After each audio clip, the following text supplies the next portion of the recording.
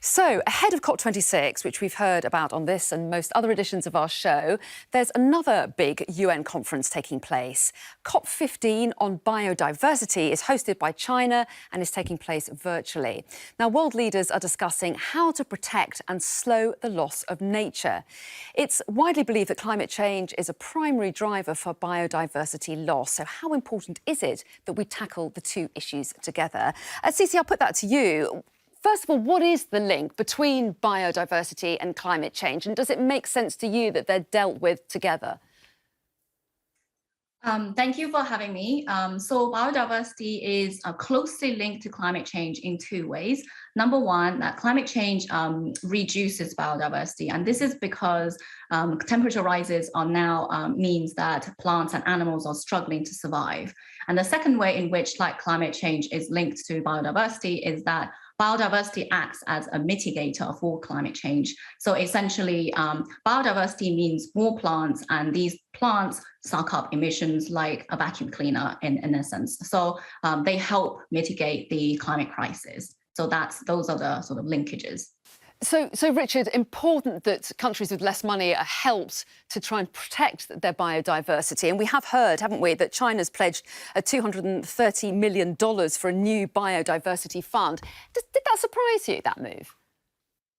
Not particularly, because I think China is very keen to make a success of this. In terms of the amount of money, it is really a drop in the ocean, though. I covered, when I was a journalist 10 years ago, the last really big biodiversity summit in Japan. And at that stage, the sum of money that were being talked about to basically halt the global loss of biodiversity was about $100 billion a year. So we're some way short of this, in fact, a very, very long way short of this.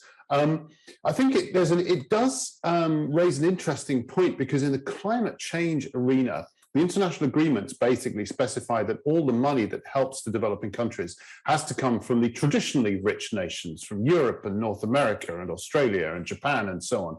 So by China putting this forward, we may be, seeing the start of a discussion about whether some of the newly enriching nations, China, Saudi Arabia, Qatar, some of the others, actually should be putting their hands in their pockets also for climate change damages. Well, yes, and on that subject of climate finance, Cece, there's been a big debate about why the money hasn't been forthcoming quickly enough. I mean, is there enough money going towards biodiversity, or is it seen as the poor relation somehow?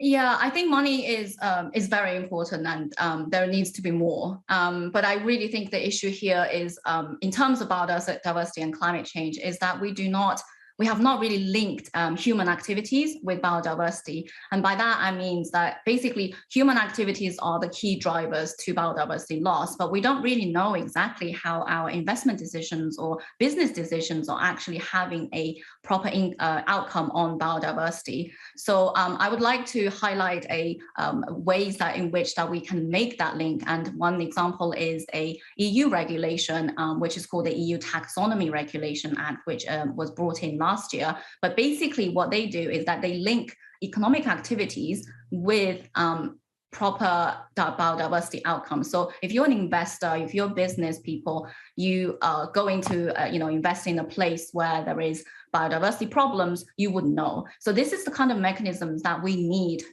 in developing countries to really help them with the decision-making process, in addition to financial support.